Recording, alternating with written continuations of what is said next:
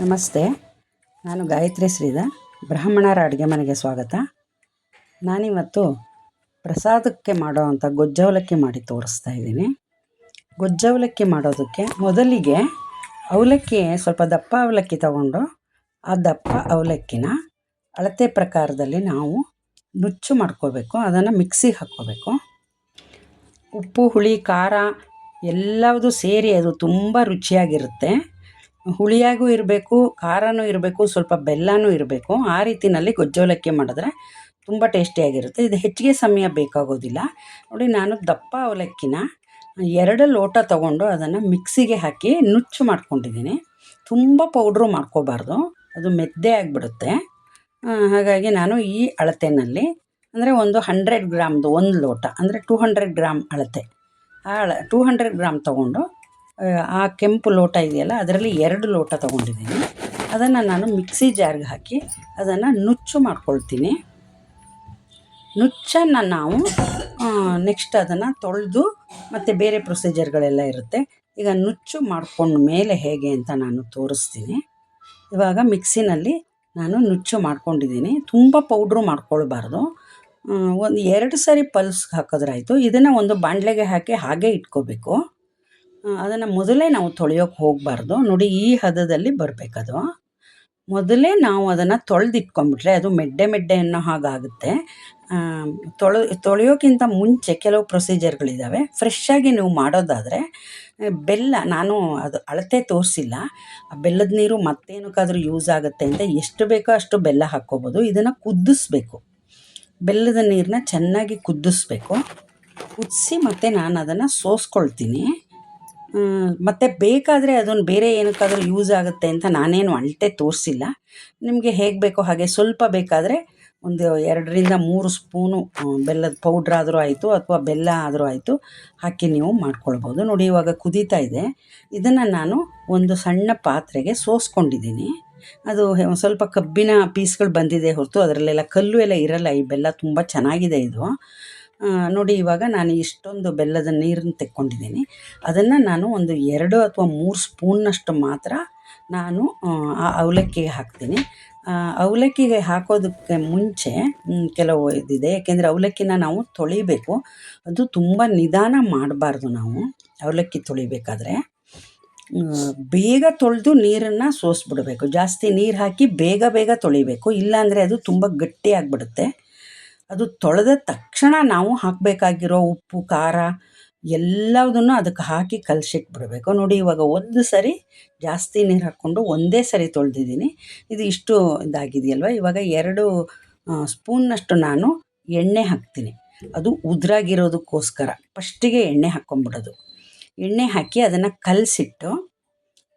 ಕಲಸಿಟ್ಟಾಗ ಅದು ಹೆಚ್ಚಿಗೆ ಮೆಡ್ಡೆ ಆಗೋದಿಲ್ಲ ಅಂತ ಸ್ವಲ್ಪ ಉಪ್ಪು ಹಾಕಿದ್ದೀನಿ. ಆಮೇಲೆ ಬೇಕಾದರೆ ಹಾಕ್ಕೊಳ್ಳಿ. ಮತ್ತು 2 ಸ್ಪೂನು ನಾವು ಮಾಡ್ತೀವಲ್ವ, ಆ ಸಾರಿನ ಪುಡಿನೇ ಸಾಕಾಗುತ್ತೆ. 2 ಸ್ಪೂನ್ನಷ್ಟು ಬೆಲ್ಲದ ನೀರು ಹಾಕಿ ಕಲಸಿದ್ದೀನಿ. ಇದನ್ನು ಕಲಸಿ ಹಾಗೆ ಇಟ್ಟಾಗ ಅದು ಉದುರಾಗಿ ಚೆನ್ನಾಗೇ ಬರುತ್ತೆ. ತುಂಬ ಮುದ್ದೆ ಆಗಿಬಿಟ್ರೆ ಆಮೇಲೆ ಅದು ಒಗ್ಗರಣೆ ಹಾಕಿದ ಮೇಲೆ ನಾವು ತೊಳ್ಸೋದಕ್ಕೆ ಕಷ್ಟ ಆಗುತ್ತೆ. ಇವಾಗ ನಾನೊಂದು ಸ್ವಲ್ಪ ಅರಿಶಿಣ ಪುಡಿ ಹಾಕಿದ್ದೀನಿ. 1 ಚಮಚದ ತುದಿನಲ್ಲಿ ಹಾಕಿದ್ರೆ ಸಾಕು ಅರಿಶಿಣ ಪುಡಿ. ಆಮೇಲೆ ನಾನು ಅಡುಗೆಗೆ ಅಂತ ನಾನು ಮಾಡಿಟ್ಟಿರ್ತೀನಿ ಹುಣಸೆ ರಸ. ಅದರದ್ದು ವಿಡಿಯೋ ನಾನು ಹಾಕಿದ್ದೀನಿ ಹಿಂದಿನ ವಿಡಿಯೋಗಳಲ್ಲಿ. ಆ ಹುಣಸೆ ರಸ ಕುದಿಸಿ ಎಲ್ಲ ರೆಡಿ ಮಾಡಿ ಇಟ್ಕೊಂಡಿರ್ತೀನಿ, ಅದನ್ನು ಹಾಕಿದ್ದೀನಿ. ಇವಾಗ ಬೆಲ್ಲ ಆಯಿತು, ಹುಣಸೆ ಹಣ್ಣಾಯಿತು, ಉಪ್ಪಾಯಿತು, ಖಾರ ಆಯಿತು. ಆಮೇಲೆ ಇದಕ್ಕೆ ಬೇಕಾಗುವಂಥದ್ದು ಇನ್ನು ಪದಾರ್ಥಗಳೇನು ಅಂದರೆ, ಕಪ್ಪೆಳ್ಳನ್ನು ನಾನು ಶುದ್ಧ ಮಾಡಿಟ್ಕೊಂಡು ಅದನ್ನು ಒಂದು ಸ್ವಲ್ಪ ತಗೊಂಡು ಸಣ್ಣ ಉರಿನಲ್ಲಿ ಹುರ್ಕೊಳ್ತಾ ಇದ್ದೀನಿ. ಇದು ಸ್ವಲ್ಪ ಬಿಟ್ಟು ಸಣ್ಣ ಉರಿನಲ್ಲಿ ಹುರ್ಕೊಂಡಾಗ ಅದು ಸೌಂಡ್ ಬರುತ್ತೆ, ಪಟ ಅಂತ ಸೌಂಡ್ ಬರುತ್ತೆ ಎಳ್ಳಿಂದು.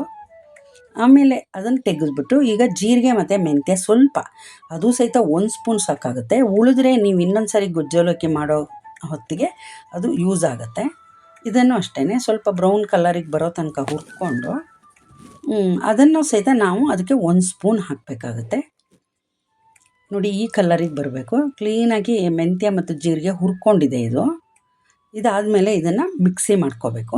ಮೊದಲಿಗೆ ನಾನು ಹುರಿದಿಟ್ಟಂಥ ಎಳ್ಳನ್ನು ಪೌಡ್ರ್ ಮಾಡಿದ್ದೀನಿ, ಅದು ಈ ಹದದಲ್ಲಿ ಬರಬೇಕು. ಒಂದು 2-3 ಪಲ್ಸಲ್ಲಿ ಹಾಕಿದ್ರೆ ನಿಮಗೆ ಈ ಹದ ಬರುತ್ತೆ. ಅದು ಜಾಸ್ತಿ ಆದರೆ ಇನ್ನೊಂದು ಸರಿ ಮಾಡ್ಕೊಳ್ಳೋದಕ್ಕಾಗುತ್ತೆ. ಈಗ ಕಲಸಿಟ್ಟಿದ್ದ ಗೊಜ್ಜು ಅವಲಕ್ಕಿಗೆ ಕಲಸಿಟ್ಟಿದ್ನಲ್ಲ ನಾನೆಲ್ಲ, ಉಪ್ಪು ಹುಳಿ ಖಾರ ಎಲ್ಲ ಮಿಕ್ಸ್ ಮಾಡಿ, ಇವಾಗ ಅದಕ್ಕೆ ನಾನು ಜೀರಿಗೆ ಮೆಂತ್ಯ ಪೌಡ್ರು ಒಂದೇ ಒಂದು ಸ್ಪೂನ್ನಷ್ಟು, 1 ಸ್ಪೂನು ಬೇಡ, 3/4 ಸ್ಪೂನ್ ಸಾಕು 2 ಲೋಟಕ್ಕೆ. ಆಮೇಲೆ 2 ಸ್ಪೂನು ಎಳ್ಳಿನ ಪುಡಿ ಹಾಕಿದ್ದೀನಿ. ಇದು ಆದಮೇಲೆ ನಾವು ಕೊಬ್ಬರಿ ತುರಿದಿಟ್ಕೊಂಡಿದ್ವಲ್ಲ, ಕೊಬ್ಬರಿ ಹಾಕಬೇಕು. ಕೊಬ್ಬರಿ ಜೊತೆಗೆ ಶೇಂಗಾ ಬೀಜ ಹುರಿದು ಅದರದ್ದು ಒಂದು ಸಿಪ್ಪೆ ತೆಗೆದು ಇಟ್ಕೊಂಡಿದ್ದೀನಿ ನಾನು, ಅದನ್ನು ಹಾಕಬೇಕು. ಅದು ಹಾಕಿದ ಮೇಲೆ ಒಗ್ಗರಣೆ ಮಾಡಬೇಕು ನಾವು. ಒಂದು ಬಾಣಲೆಯಲ್ಲಿ ಎಣ್ಣೆ ಹಾಕಿ ನಾನು ಅದಕ್ಕೆ ಸಾಸಿವೆ, ಕರಿಬೇವಿನ ಸೊಪ್ಪು, ಕಡಲೆಬೇಳೆ, ಉದ್ದಿನಬೇಳೆ ಎಲ್ಲ ಒಗ್ಗರಣೆ ಮಾಡಿಟ್ಕೊಂಡಿದ್ದೀನಿ. ಅದಕ್ಕೆ ಕೆಂಪು ಮೆಣಸಿನ್ಕಾಯಿ ಹಾಕಿದ್ದೀನಿ. ಕೆಂಪು ಮೆಣಸಿನ್ಕಾಯಿ ಹಾಕಿ ಇದು ಒಗ್ಗರಣೆ ಚೆನ್ನಾಗಿ ಆಗೋ ತನಕ ಇದನ್ನು ಹುರ್ಕೋಬೇಕು. ಇದು ಚೆನ್ನಾಗಿ ಒಗ್ಗರಣೆ ಆದಮೇಲೆ ಆ ಗೊಜ್ಜವಲಕ್ಕಿ ಕಲಸಿಟ್ಕೊಂಡಿದ್ವಲ್ಲ, ಆ ಗೊಜ್ಜವಲಕ್ಕಿಗೆ ಇದನ್ನು ಸೇರಿಸ್ಬೇಕು. ಕ್ಲೀನಾಗಿ ಅದು ಕಡಲೆಬೇಳೆ, ಉದ್ದಿನಬೇಳೆ ಎಲ್ಲ ಸ್ಮೆಲ್ ಬರುತ್ತೆ. ಕೆಂಪು ಮೆಣಸಿನ್ಕಾಯಿ, ಕರಿಬೇವಿನ ಸೊಪ್ಪು ಹಾಕಿದಾಗ ಅದರ ಟೇಸ್ಟು ಇನ್ನೂ ಚೆನ್ನಾಗಾಗುತ್ತೆ. ಕೆಂಪು ಮೆಣಸಿನ್ಕಾಯಿ ಅಂತೂ ಈ ಪುಳಿಯೋಗರೆಗಳಿಗೆ, ಗೊಜ್ಜವಲಕ್ಕಿಗೆ ಇವಕ್ಕೆಲ್ಲ ಮೇಲೆ ಒಗ್ಗರಣೆಗೆ ಬೇಕಾಗುತ್ತೆ. ಇದನ್ನು ಸಹಿತ ಸಣ್ಣ ಉರಿನಲ್ಲಿ ಪೂರ್ತಿ ಕೆಂಪಗಾಗದೇ ಇರೋ ಥರ ನೋಡಿ, ಬ್ರೌನ್ ಕಲರಿಗೆ ಬಂದಿದೆ, ಅಲ್ಲಿ ತನಕ ಒಗ್ಗರಣೆನ ನಾವು ಈ ರೀತಿ ಮಾಡಿಕೊಂಡು ಅದನ್ನು ನಾವು ಕಲಸಿಟ್ಟಂಥ ಗೊಜ್ಜವಲಕ್ಕಿ ಇದೆಯಲ್ವ, ಅದಕ್ಕೆಲ್ಲ ಹಾಕಿದ್ದೀವಿ. ಕೊಬ್ಬರಿ, ಎಳ್ಳು ಪುಡಿ ಪ್ರತಿಯೊಂದು ಎಲ್ಲ ಹಾಕಿದ್ದೀವಿ. ಅದಕ್ಕೆ ಇದನ್ನು ಹಾಕಬೇಕು. ಹಾಕಿಬಿಟ್ಟು ಕಲಿಸ್ಬೇಕು ನಾವು ಚೆನ್ನಾಗಿ. ಅದನ್ನು ಕೈ ಆಡಬೇಕು, ಚೆನ್ನಾಗಿ ಕಲಸಿ ಉಪ್ಪು ಹುಳಿ ಖಾರ ಎಲ್ಲದೂ ಈಕ್ವಲಾಗಿ ಬರೋ ಹಾಗೆ ನೀಟಾಗಿ ಕಲಿಸ್ಬೇಕು. ನಾನು ಒಂದು 200 ಗ್ರಾಮ್ ಅವಲಕ್ಕಿ ತೊಗೊಂಡಿರೋದ್ರಿಂದ ಇದು ಇಷ್ಟ ಆಗಿದೆ. ಇದು ಒಂದು 6-7 ಜನಗಳಿಗೆ ಆಗುತ್ತೆ, ತುಂಬ ಒದಗುತ್ತೆ ಇದು. ನೋಡಿ, ಇವಾಗ ರೆಡಿ ಆಯಿತು ಗೊಜ್ಜು ಅವಲಕ್ಕಿ. ಹೀಗೆ ಮಾಡ್ಕೊಳ್ಳಿ ಪ್ರಸಾದಕ್ಕೋಸ್ಕರ. ಮತ್ತು ನಾನು ನಮ್ಮ ಬ್ರಾಹ್ಮಣರ ಅಡುಗೆ ಮನೆಯಲ್ಲಿ ಏನೇನು ಐಟಮ್ಗಳನ್ನ ಮಾಡ್ತೀನಿ ಅದೆಲ್ಲದನ್ನು ನಾನು ಫೋಟೋ ಹಾಕಿದ್ದೀನಿ. ಒಂದೊಂದೇ ಫೋಟೋಗಳನ್ನು ನೋಡ್ತಾ ಬನ್ನಿ. ನಾನು ಅದಕ್ಕೇನು ಪ್ರಿಂಟ್ ಅಂತ ಹಾಕಿಲ್ಲ. ನೀವು ನನ್ನ ಬ್ರಾಹ್ಮಣರ ಅಡುಗೆ ಮನೆ ವಾಟ್ಸಪ್ ಪೇಜ್ಗೆ ನೀವೇನಾದರೂ ಬಂದರೆ ಅದರ ಇವುಗಳದ್ದೆಲ್ಲ ಹೆಸರು ಮತ್ತು ಪ್ರತಿಯೊಂದು ರೇಟ್ಗಳು ಎಲ್ಲವೂ ಗೊತ್ತಾಗುತ್ತೆ. ನನ್ನ ಫೋನ್ ನಂಬರ್ನ ಡಿಸ್ಕ್ರಿಪ್ಷನ್ ಬಾಕ್ಸ್ನಲ್ಲಿ ನಾನು ಹಾಕಿದ್ದೀನಿ. ನೀವು ಕಾಂಟ್ಯಾಕ್ಟ್ ಮಾಡಿದ್ರೆ ನಾನು ಪ್ರತಿಯೊಂದು ಇದರದ್ದೇ ಒಂದು ಫೋಲ್ಡರ್ ಮಾಡಿ ಇಟ್ಕೊಂಡಿದ್ದೀನಿ. ಸ್ವೀಟ್ಗಳು ನನ್ನ ಕೈಲಿ ಏನು ಸಾಧ್ಯನೋ ಆದಷ್ಟು ನಾನು ಸ್ವತಃ ಮನೆಯಲ್ಲಿ ನಾನೇ ಮಾಡಿರೋದು ಹೊರತು ಕೆಲಸಕ್ಕೆ ಯಾರನ್ನೂ ತೊಗೊಂಡು ನಾನು ಮಾಡಿರೋದಲ್ಲ. ಇವೆಲ್ಲವೂ ನನ್ನ ಅಡುಗೆ ಮನೆಯಲ್ಲಿ ರೆಡಿ ಆಗುವಂಥದ್ದು ಪ್ರತಿಯೊಂದೂ ಇದೆ ಇದರಲ್ಲಿ. ನಿಮಗೆ ಅಕಸ್ಮಾತ್ ಇದ್ರದ್ದು ಡೀಟೇಲ್ಸ್ ಏನಾದರೂ ಬೇಕು ಅಂದರೆ ನೀವು ನನಗೊಂದು ಹಾಯ್ ಅಂತ ಮೆಸೇಜ್ ಕಳಿಸಿದ್ರೆ ನನ್ನ ವಾಟ್ಸಪ್ ಪೇಜ್ಗೆ ನಾನು ಜಾಯಿನ್ ಮಾಡ್ಕೋತೀನಿ. ಆಮೇಲೆ ಇವುಗಳದ್ದೆಲ್ಲ ರೇಟನ್ನು ನಾನು ಅದರಲ್ಲಿ ಹಾಕಿರ್ತೀನಿ. ಮತ್ತು ನನಗೆ ಗೌರಿ ಹಬ್ಬ ಇಂಥ ಟೈಮಲ್ಲೆಲ್ಲ ಜಾಸ್ತಿ ಈ ಕರಿಗಡುಬುಗಳು, ತಂಬಿಟ್ಟು ಇವೆಲ್ಲವುದು ಆರ್ಡ್ರ್ ಇರುತ್ತೆ. ನಾನು ಮಾಡಿಕೊಡ್ತೀನಿ. ಆದರೆ ನನಗೆ 1 ವಾರ ಮುಂಚೆ ನನಗೆ ಆರ್ಡ್ರ್ ಕೊಡಬೇಕಾಗತ್ತೆ. ಆ ಟೈಮ್ನಲ್ಲಿ ಅಥವಾ ಯಾವುದೇ ವಸ್ತು ಯಾವಾಗಲೇ ಬೇಕು ಅಂದ್ರೂ 2 ದಿನ 3 ದಿನ ಮುಂಚೆ ನನಗೆ ಆರ್ಡ್ರ್ ಕೊಟ್ಟರೆ ನಾನು ಮಾಡಿಕೊಡ್ತೀನಿ. ಇವೆಲ್ಲವೂ ನಾನು ಮಾಡಿದ ಐಟಮ್ಗಳದ್ದು ಫೋಟೋ, ಉಪ್ಪಿನಕಾಯಿಗಳು, ಚಟ್ನಿ ಪುಡಿಗಳು, ಗೊಜ್ಜು, ತೊಕ್ಕು ಪ್ರತಿಯೊಂದು ಎಲ್ಲವನ್ನೂ ನಾನು ಮಾಡ್ತೀನಿ. ಒಂದು 30-35 ಐಟಮ್ಗಳನ್ನು ನಾನು ನಮ್ಮ ಬ್ರಾಹ್ಮಣರ ಅಡುಗೆ ಮನೆಯಲ್ಲಿ ನಾನು ಮಾಡಿಕೊಡ್ತೀನಿ. ಇದರದ್ದು ನನ್ನ ಫೋನ್ ನಂಬರು, ನನ್ನ ಕಾಂಟ್ಯಾಕ್ಟ್ ನಂಬರು ನಾನು ಡಿಸ್ಕ್ರಿಪ್ಷನ್ ಬಾಕ್ಸಲ್ಲಿ ಹಾಕಿದ್ದೀನಿ. ನೋಡ್ಕೊಳ್ಳಿ ನೀವು.